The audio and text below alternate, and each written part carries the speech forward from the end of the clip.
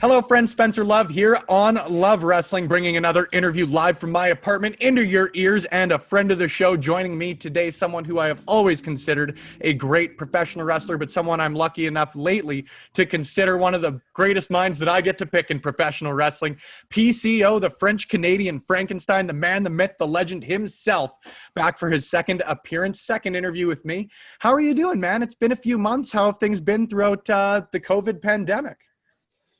It's been great. You know, it's we gotta do whatever we can do with this crisis going on, and try not to, just fall on ourselves and feel sorry for ourselves because there's nothing to do.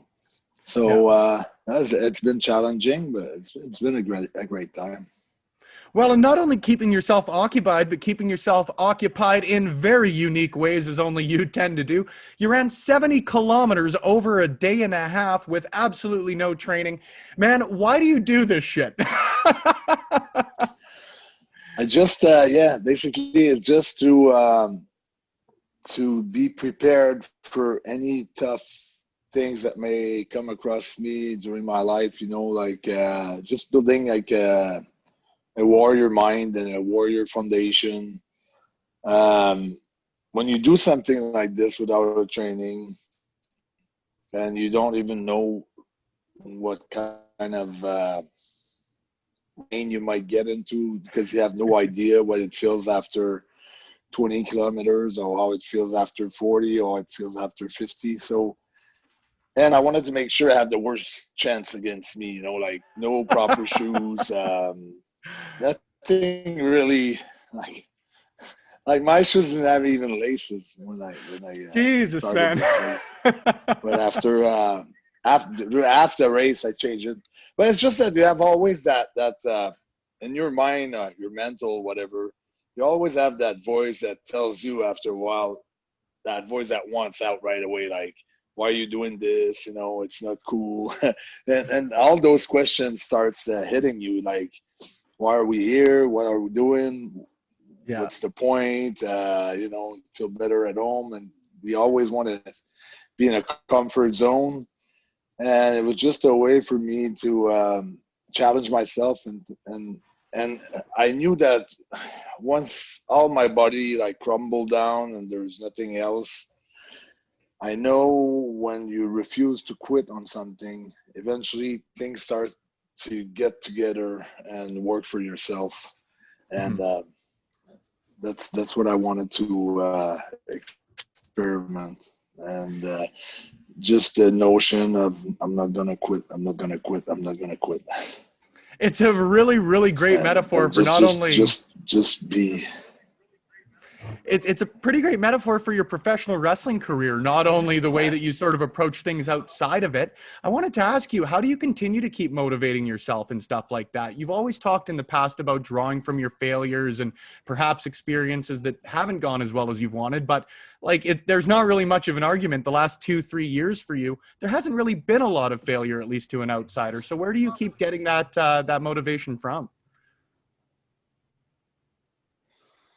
I'm just all over the place, audiobooks, reading. I love high performance, high achievers, high performers, and I'm just trying to surround myself with them. And that's where I get my motivation and my fuel and I like to be inspired, and on the same token, I hope that I do inspire other people. So I think it's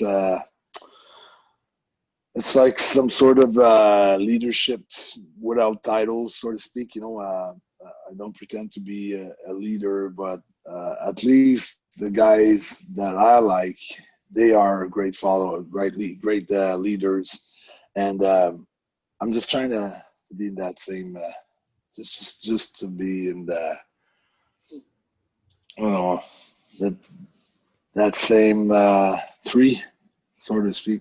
I'm just When I was younger, I always thought I was the leader, and that leader had followers. Now I know that the leader is submerged by other leaders, and then it goes on and on and on. Like if you have like a tree of leaders, it can only give leaders at the end of you know, of the leaves or whatever. You know what I'm saying? It's just a metaphor, but basically, yeah, it totally changed my focus and my mindset Yeah.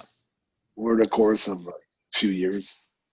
Yeah, man. I think it's a Yeah, perfect. I mean, and then that opens up, and then it opens up like your conscious like expand to another level. Now I'm running like every day, and I'm trying to, you know, to maybe go to 6 minutes for a kilometer. So now it's about the time per, you know, at first it was just like a challenge. Now it's just another thing in my life that I'm challenging myself to run faster in a certain distance, and there's no end to it. You know, it's always like you can always do more and more and more. So it's a nonstop process. It's expanding, constantly expanding, and Yeah. constantly searching for being better and to be the better version of myself, which is kind of cliche, but that's what it is. They're said so often for a reason, right? You mentioned those leadership trees and the people that you sort of follow. One person that I wanted to pick your brain on specifically, you mentioned that you were training with George St. Pierre a while back. Maybe just take me through how he sort of inspired you and continued to motivate you, because, you know, they're very similar worlds between the UFC and professional wrestling, but obviously very different as well. Yeah, I think George was like one of the most disciplined athlete that I've seen around me. Like when I trained with him, uh, it was just training from morning to night. Basically, like it was if we have done the workout training in the gym, like for musculation, like just body parts and everything, you know, bodybuilding type of deal where everything for the strengths. And then we would go to his house, and then we'd run some sprints, and then we would run like, you know, like, yeah, basically a bunch of sprints. And I remember it was during December, it was super cold, and a lot of ice and snow, and we would go like every day. And after that, I would, you know, I would do my own thing. So he was going to his like striking coaches, and then he had like his jiu-jitsu course, and then he had like 4 or 5 trainings per day. So and it was nonstop, and I trained with him like for maybe 3 months, and man, I learned so much. You know, I learned so much. Like when I saw him like having all the success that he had, like to me it was no fluke, no luck. Like a lot of people sometimes they think someone is lucky to have like great skills or anything like that, but he worked for everything that he had. Like even like on his days off, he would reinvest his money. Like let's say he would have like a big fight, and then he could have like 2-3 months off. Then he would just go on a trip in Thailand and just find a place to train there, or if he would fly to Japan for conferences and things like that, he would find the time to train. He just loves it though. I mean, Yeah. still got to be disciplined, but he's very passionate about what he does. So that when you got the passion of what you're doing, that helps a little bit. But sometimes I've seen other pros that didn't have much of train hard, but I've sometimes had the feeling that a lot of guys train because they had to train. But George, I felt like he trained because he liked to train. He was just the way he was built. Yeah. Just the way he built himself, basically. Because it's all about habits. You know? So it has to become an habit. Absolutely. I think a lot of people would look at yourself as someone in Ring of Honor who would be an example of that, who's constantly pushing, constantly trying to better himself. Who are maybe some people that you look to in the promotion as motivators, or maybe locker room leaders, to steal another cliche? Well, locker room leaders, you see a lot of them, but you don't really. It's hard for me to see someone in a locker room or a meeting or just a roster like getting all together and to pinpoint like the leaders. Mm-hmm. That's not hard during a meeting, but I don't have the chance to see them at home, how they go and what they do. Like no one knows what I do and what it's pretty much everybody's on their own once they go back home. You can go to the gym like on the road, but it's not gonna show. I think the real question is that's what we do when there's nobody watching us. I think that's where the real challenge is. It's not when someone is watching you. It's just like, oh, okay, there's people watching. I'm gonna step in the ring and I'm gonna show them that I work hard all the time. And if you don't do nothing at home, it's not gonna. I don't think it's gonna work. I think it's all what you do when there's nobody watching you. But I like guys like Jay Lethal is a good leader, for Ring of Honor, and I believe he's very passionate about what he does, and he knows what he's talking about. So I really like Jay Lethal as a leader. I think he's cool. He's got like good knowledge for the business and things like that. Matt Taven's another one who takes a lot of lead. The Ring of Honor. There's plenty. I saw Jay Briscoe was another leader. Both Briscoes. Jay's a little bit more verbal. But there's plenty of good leaders there. I mean, Dalton Castle. There's so many. I mean, it's hard to just. I don't like to mention names like that because sometimes I forget one name and someone may say Someone gets upset. Mention my name or whatever. It's a good and problem that to have. happened to me before. Well, hopefully it wasn't my fault. You mentioned Jay. I'm not going to blame you. All right, I'll take the heat on this one. But you mentioned Jay Lethal, obviously a guy who did very, very well in Ring of Honor's recent Pure Tournament. It will have finished recording by the time this interview came out. But what were your thoughts on the tournament overall? Did it surprise you? Were you impressed? How did you feel? Very impressed. I mean, I think it was the perfect timing to go back to the roots of pro wrestling because there's no crowd. So people, they have more time to enjoy. There's nobody cheering or anything. So I think that type of wrestling fits perfectly with what we're have to deal with. The fact that there's no crowds, the code of honor, and so the respecting the rules, and so it really enhances pro wrestling product. So I think of all the companies, I think Ring of Honor came up with a plan and a project like that. We're really ahead of everyone else, and just the way they set up their cameras and the way that we have like the giant screens like by the ring. All set up and the bubble and everything, the safety of the guys and the product and on and off, in the ring. I mean, I think it's the greatest timing ever to launch back that pro wrestling title in the tournament. It was a great idea.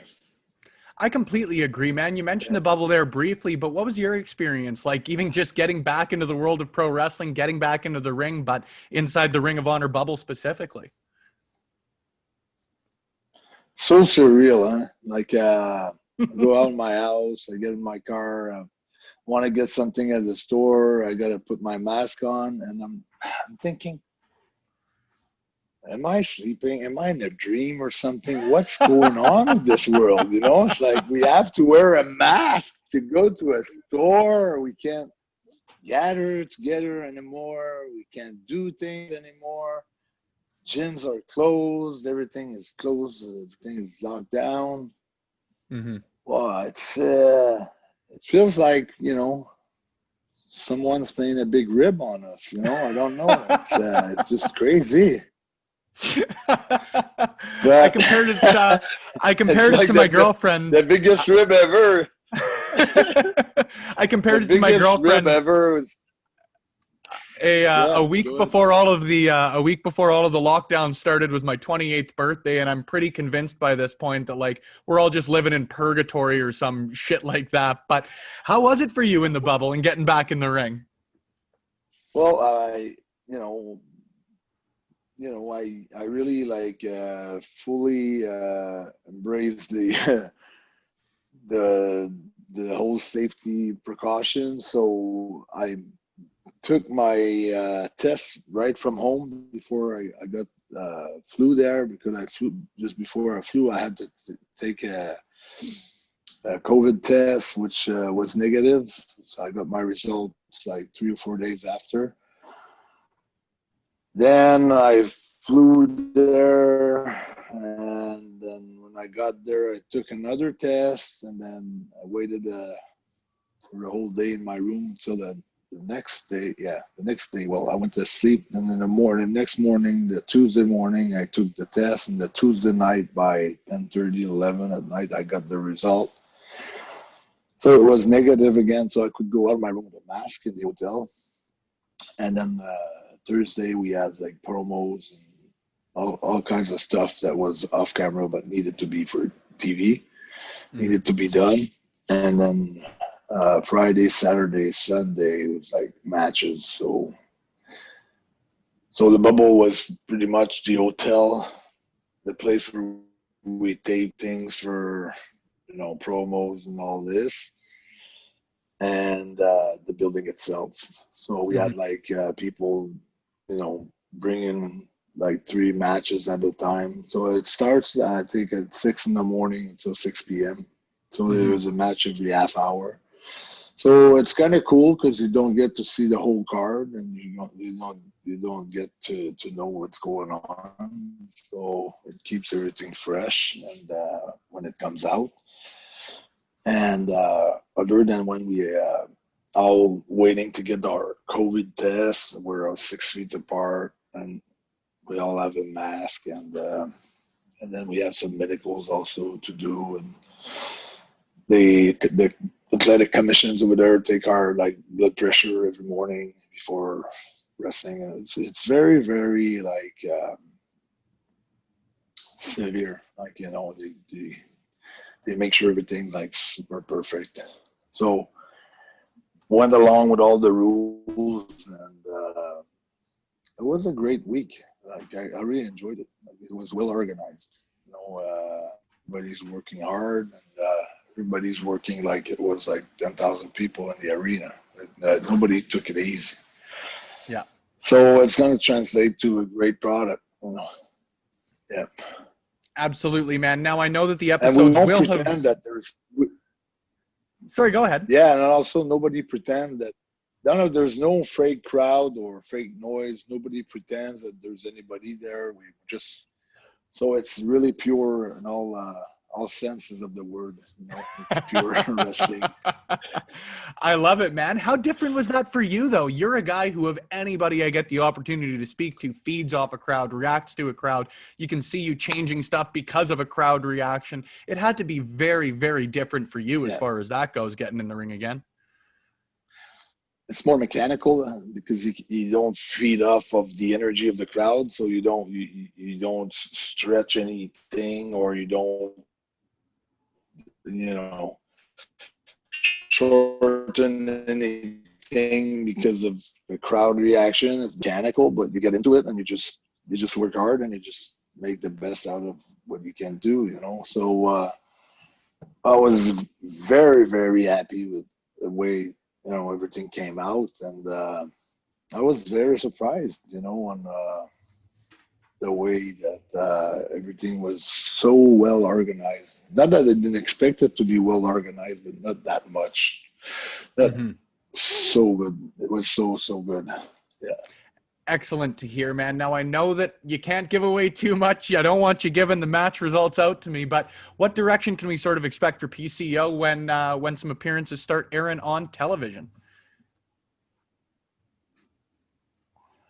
I can't really, I mean, PCO is PCO, and he does his stuff. You know, I'm just, I felt like I had to change my style a little bit, and which I did, but not much. But since we couldn't feed off the crowd and things like that, I didn't want to overplay or overshoot my character. So I kept it pretty it's not just like the way I did this, you know. I did it pretty much under the Pure Rules Tournament. Like, you know, I didn't want to punch, or I didn't want to do things that, to me, would make so much sense since there's no crowd. So I really tried to. I think I did. You know, I really tried to wrestle under the rules of pro wrestling. No, no that's flip one bumps thing, to the floor. not that I usually.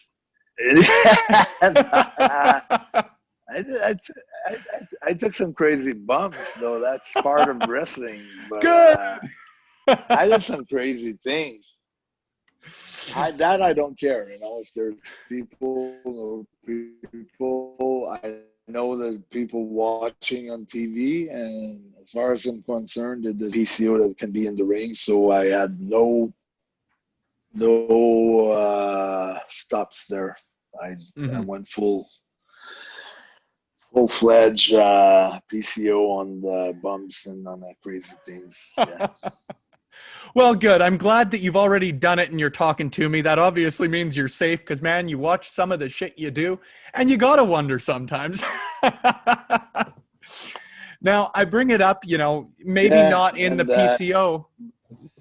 Bring it up maybe in like not the PCO context of things, but it's far from your first television appearance in months. One of the coolest things that I saw during this sort of crowdless era, or heard during this crowdless era, man, I popped like a son of a bitch when Kevin Owens brought up Jean-Pierre LaFitte on that episode of Monday Night Raw. How cool is stuff like that for you to hear not only a Canadian, but a prominent professional wrestler bring you up, and obviously bring you up as an influence to him?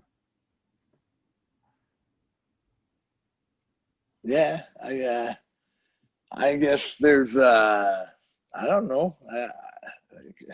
Maybe it could be cool. You don't know. Like, you don't know if they're trying to, just knowing what. Not Kevin. Like, I know Kevin wouldn't do anything to, you know, to get to me or to make me feel like, okay, they were having a blast on me or something like that. But it was Vince's style a little bit. Like, when I was there, now I've seen a few ribs there, and yeah, it's just I don't know. They went. I felt like kind of something funny because they went, and I don't know what month it was, but they did the Gore pay-per-view, an eye for an eye, and that was Ray against Seth, I guess. Yep. And to me, it didn't make sense. Out of the blue, out of nowhere. And my PCO Justice videos, like, we had a lot of Gore at that time, and I just felt like they liked some of my ideas and they wanted to go this way for a little bit. And because I think that on NXT, the following Wednesday or 2 days after that Raw, where Kevin was talking to Seth and was talking about Jean-Pierre Lafitte's eye patch. I think then it was they showed the Quebecers with the Mountie songs, like and I took it like, and I enforce the law, like, and I, Mm-hmm. like, and I enforce the law, like. It was like, again, the eye patch, and after an I enforce the law. I just thought it was like a little bit of a rib or something. So whatever it was, I mean, that didn't bother me that much, but yeah, it's fun. What is the relationship like with Vince McMahon nowadays? Because I'd have to assume working for a different promotion, you wouldn't talk all that often, but you have mentioned in the past, showing up at the Bell Center, getting in to see him. What is the relationship there now? I haven't talked to him in a super long time. Like the only person I've talked to lately was Bruce Pritchard before he got rehired because he was doing the gorilla position for MLW in 2018. Mm-hmm. So I had met him at Pro Wrestling Tees for a signing. So we took some pictures together, and it was cool to see each other. And then after that, he became like my producer for MLW. And then he left and went back for Vince. So I haven't heard of him, since then. But it was some cool time with Bruce to see him out of his, when he was with WWE, he was different than when I met him when I worked with him at MLW, which was more like cool and himself and didn't have to play a role that much. So just had a great time around him. So other than that, all the other people that I know there, it's because I've met them on the indie scenes before I signed my contract, and then they got hired.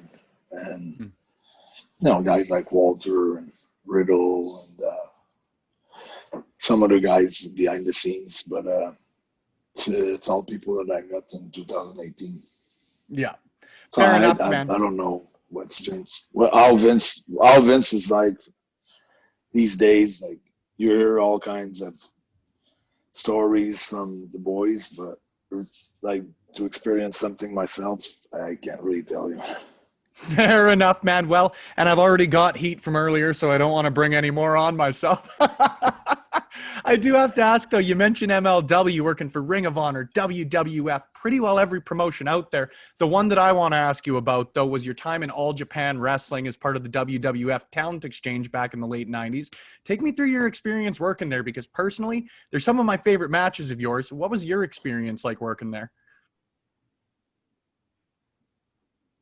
I really enjoyed Kobashi, the way he was with everybody. Like he was one of the top Japanese guys. I mean, now it has changed a lot. Like his, uh, talents from the U.S. and from Canada. But back then, like some guys like Misawa or Kawada, they were really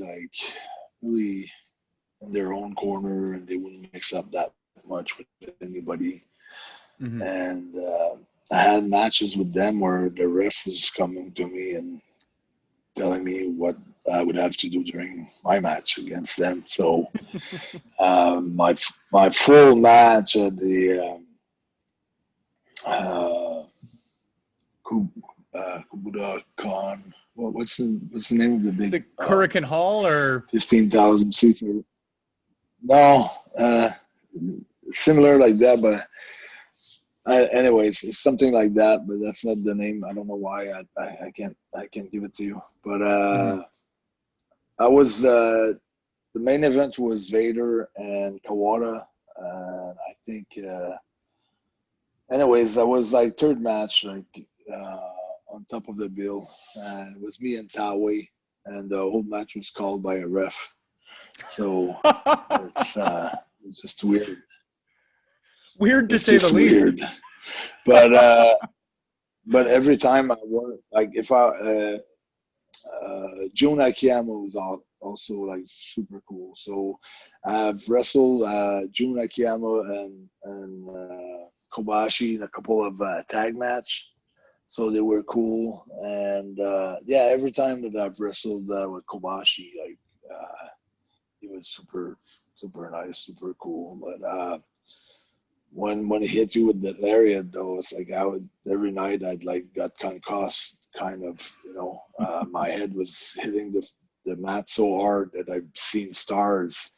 So, but it was like super cool, and Akiyama was like easy to work to. So had a blast, I teamed a lot with Vader, and it was cool. He was it was super over at this time in Japan. He was one of the iconic names of Japan. So being his tag partner was cool. So I really enjoyed a month there in Japan. So it was 18 days the tour, but with some days off in between. So I've been there for my second time for 30 days, which was cool. It's incredible, man. And obviously every professional wrestler's got some great traveling stories, but even just speaking to you about that, speaking about Egypt the last time we spoke, like, I don't think there are many individuals who have traveled as much, frankly, but have as many cool stories. Is there anywhere that potentially you're still looking to go to, whether to wrestle or whether just to travel, that you haven't been yet? I was asked so many times to go to India, but I would love to go there, but I don't think it was the right timing when I was asked, because I was under contract with Ring of Honor, so it was tough for me because I'm exclusive with Ring of Honor. I can't work for any other promotion, so I turned it down. But if I would go to India, then I'd like to visit Nepal and Tibet. So I'd like to go to the Himalaya, I guess. Mm-hmm. Climb the Himalaya. Well, climbing that, man, I would say it sounds difficult, but as a guy running 70 kilometers in 24 hours, I can't really comment on what you find difficult anymore. I do have one fan question to close it out before we let you plug your social media, where people can keep track of you online, watch PCO, Justice, all of it. The differences for you between the Canadian professional wrestling scene when you were coming up versus now, have you found that it's a bit more difficult for Canadians now to find exposure in professional wrestling, or how have you maybe found that the industry has changed in the Great White North since you started to break in? Yeah, it's breaking up a little bit.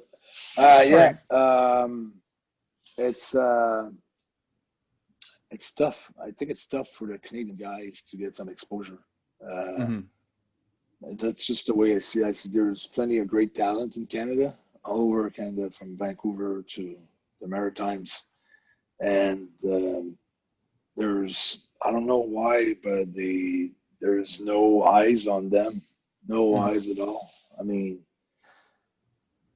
most of the wrestlers that have made it into like major leagues, they've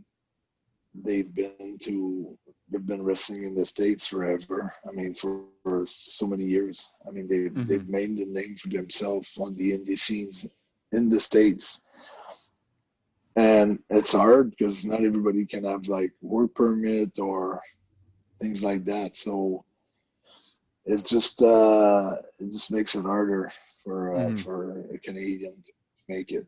But there's ways, so you just have to be creative, I guess. But it's just part of the how bad you want to make it. It's just anyways, it prepares you for different other stuff, because this ain't an easy business, So you have, like when I said that I've ran like 70 kilometers. I mean, that's part of the deal, you run into so much adversity and so many bumps along the road that you have to be mentally prepared to accept everything as a good thing. And from that point on, okay, now what can I do, to get to the next step? And that's how you evolve, and then that's how eventually you have success. Absolutely, man. Are there potentially any Canadians out there right now that have caught your eye in the last little bit? Any that you maybe feel are underrated, deserve more of an opportunity, whatever buzzwords you can throw on it? There's a team called TBT. There's